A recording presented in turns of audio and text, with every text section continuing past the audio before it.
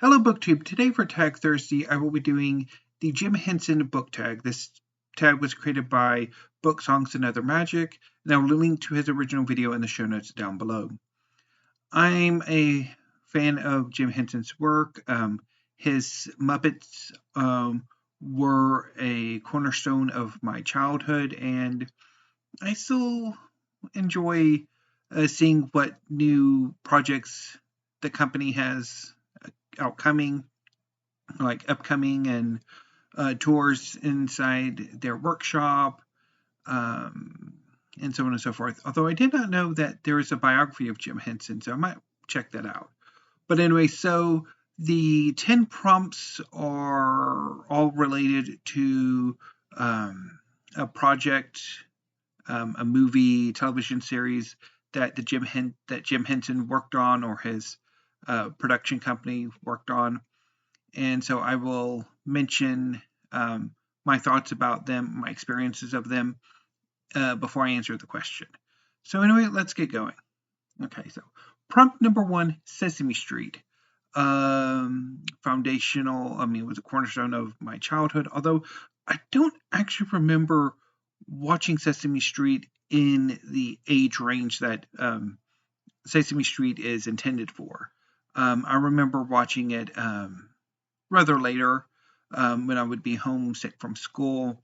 I would spend a good part of my morning watching PBS, Sesame Street, Mr. Rogers' Neighborhood, and others. And then, of course, with the 4 Children of the Apocalypse, when I've watched the kids during the work week, try to get them into the Sesame Street, although it has never quite worked. And I'm a bit miffed about what's happened to Sesame Street the past few years. But anyway, let's get on with the question. Name a book that taught you something. So I was originally going to go with the work of history. Namely, one of those histories that really got me in love with reading history for its own sake, rather than as just inspiration fuel. Although I think the best histories are those that really light my inspiration. But anyway, instead I decided to go with cookbook because I think that's a bit more practical to the question. So I'm going to go with Martha Stewart's Baking Handbook by Martha Stewart. This cookbook taught me how to make banana nut bread, which has quickly become one of my go-to recipes. I love the banana nut bread recipe in this cookbook. Also, a coconut cream pie recipe, particularly the custard that's used for it. I love it. So yeah, just so much I've learned so much from this book. Move you back over there so I can take you back to the living room with the rest of the cookbooks after this, while I'm uploading this video. Okay. Prompt number 2, Muppet Show, which, if this is the Muppet Show that came out like the 70s or 80s, I don't think I've ever seen except for in clips. Name a book that was unpredictable, that has an unpredictability in a story. So for this prompt, I'm going to go with Radiance by Catherynne and Valente. This is a strange space opera novel that posits that basically the solar system is radically different than the one that we know, where most of the planets are habitable and are much closer together, and that the film industry is located on the moon. This is a story of a young woman, a young documentary filmmaker named Catherynne, who disappeared during a filming expedition, and a lot of the book is about her father, Percival, coming to terms with that disappearance in the only way he knows how. And the book just sort of goes from there in this weird, unpredictable sort of direction. So that's my answer for that prompt. Prompt number 3, Muppet Show's Newscaster. I don't recall ever seeing this. What book tackled a current political or social issue well? So for this, I'm going to go with The 100 Years' War on Palestine, A History of Settler Colonialism and Resistance, 1917 to 2017 by Rashid Khalidi. This is a wonderful look at the long-running Israeli-Palestinian conflict from the very beginning. It is brilliant. I really enjoy reading it.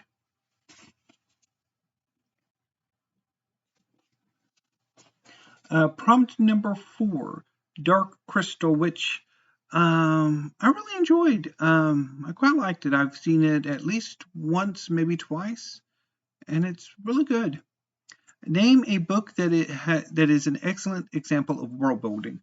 For this, I'm going to go with Full Metal Alchemist by Hiromu Arakawa.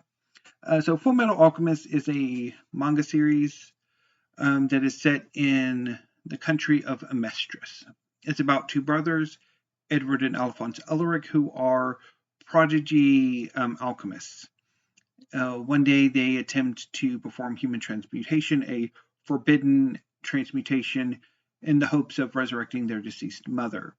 The transmutation fails, and the brothers are grievously wounded as punishment. Edward loses a leg.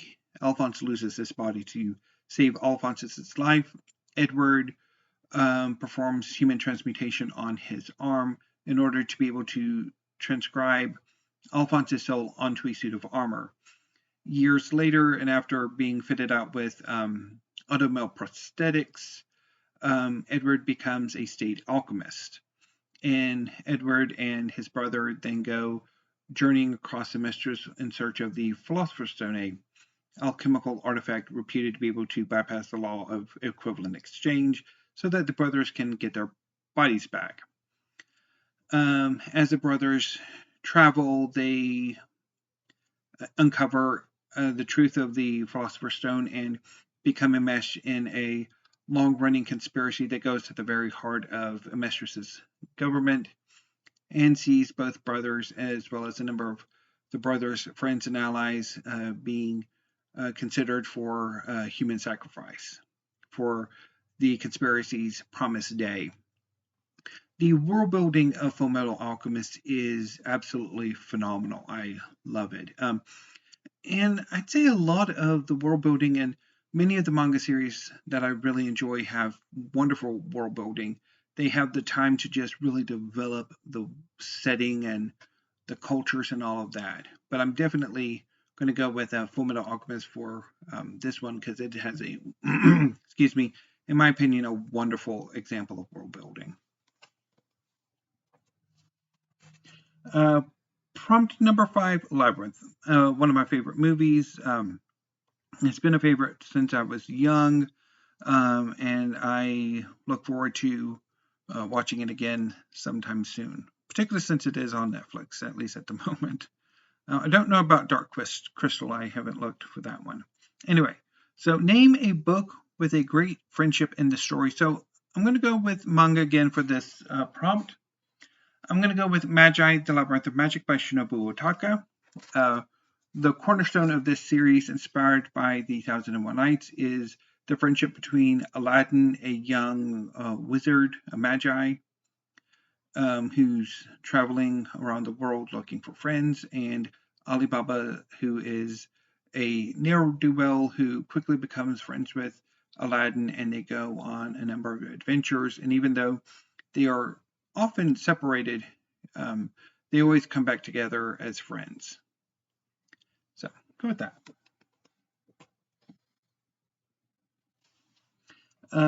Prompt number 6, The Storyteller, which I have absolutely no idea what this is. I've never heard of it. Name a book with great storytelling. So for this, I'm going to go with fiction. because I've largely, well, actually I've already had one work of fiction on here. But anyway, I'm going to go with another work of fiction for this one, Kings of the Wyld by Nicholas Eames. This is a epic fantasy inspired by the conceit in a lot of fantasy settings, particularly gamer settings. The protagonists will be formed into bands, and these bands are sort of described in some circles in terms of music. And so Nicholas Eames kind of takes that idea and runs with it. So in a way, the bands of heroes or mercenaries in the setting are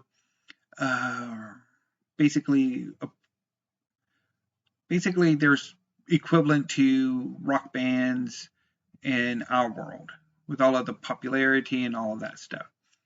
So anyway, so Kings of the Wyld is about a band that was once popular called Fable, who broke up years before, but are now reuniting because the daughter of the leader of Fable has gone off with a band of her own to defend a distant city from a horde of monsters. So the book is about getting this band back together and then traveling to rescue the daughter. And it is just, it's a hoot. I really enjoyed the storytelling of it. It's really good. Prompt number 7, Farscape, which I've only seen parts of. I've seen bits of the first season and good chunks of the final season. I think it's the 4th season. Because in its final season, it moved to sci-fi here in the States. And I remember watching a good chunk of those episodes because I think it came on before other shows that I was interested in at the time. Or was it Children of Dune? I don't remember. But I do remember watching a good chunk of the final season and then the Peacekeeper Wars. And I rather enjoyed what I saw, although I haven't made the commitment to go back and watch the entire series. I don't know if the entire series is available on streaming or not. But I do wish there were more original space opera on TV.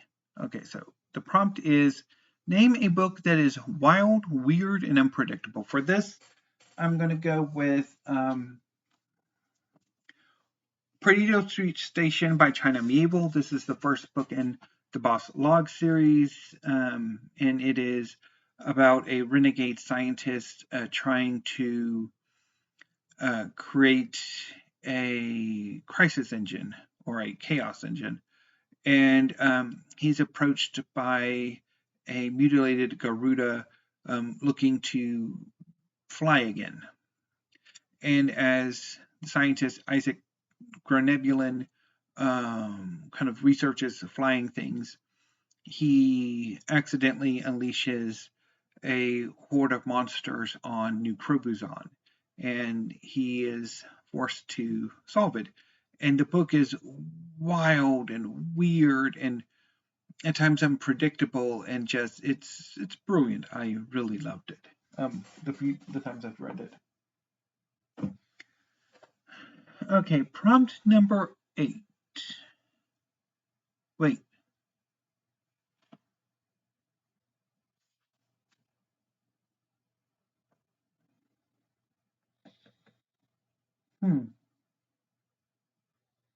Okay, I'm going to switch things up here. Okay, so prompt number 8, Dinosaurs, which I think I saw. I think I saw the entire series, and it's only like one season. And it was okay. Did not know Jim Henson created it, though. But it's probably not one that I would ever want to revisit. But anyway, Name a book with a great monster in it. So I was originally going to say the snake moth from Perdido Station, but already did that one. So I'm going to go with the chronophage from Eden Zero, which I did originally intended for the Farscape answer. So Eden Zero by Hiro Mishima is one of my favorite manga series. Hiro Mishima is one of my favorite mangaka. So Eden Zero is about a young man named Shiki who is the adopted grandson of the demon lord Ziggy, who lived on a planet populated by robots. And one day a young woman named Rebecca comes with her Exceed companion Happy to film videos for her B-Cube channel. The androids who are starting to break down feign malfunctioning and try to kill Rebecca and Happy. Shiki saves the two, and he flees the planet with them, which was the android's intention in the first place. And they go on a number of adventures searching for the great cosmic goddess figure, Mother. And basically they travel through the cosmos on their ship, the Eden Zero. And one of the interesting things about the series is that there's a space monster called the chronophage, which eats time. And this monster makes a number of important appearances throughout the series. And it's also wild and unpredictable, because my original answer for the Farscape prompt. Anyway, prompt number 9, Neverending Story, which I haven't seen in a while, but I really love both first and second Neverending Story parts, films. And also the book, although I have a bit of unfinished business with the book. But I kind of I do sort of want to rewatch the Neverending Story. I need to see if it's on any streaming services that I'm subscribed to. Anyway, name a book that is too long. How about a series of books that are too long?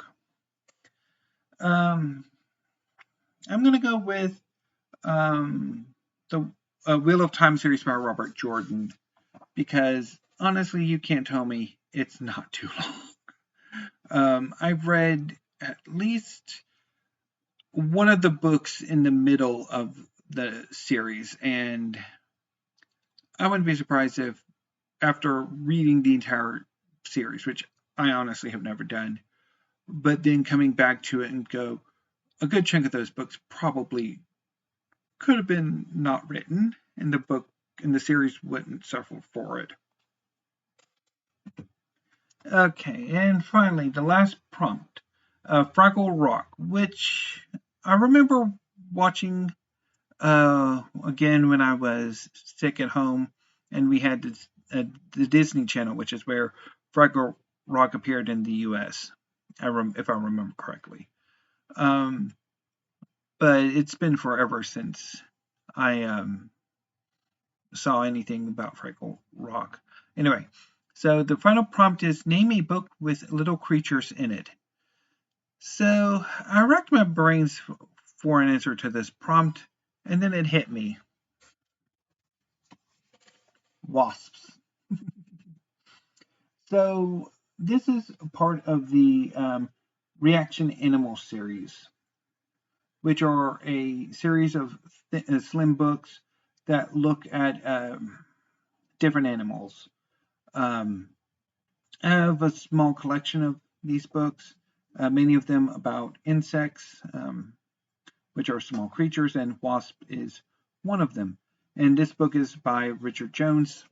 Yeah, and it is pretty good. I really enjoyed it, so I recommend it if you're interested. So anyway, BookTube, that was the Jim Henson Book Tag. If you'd like to do this tag, consider yourselves tagged, and I will be back tomorrow with weekly reads and probably a taking stock of my library tour.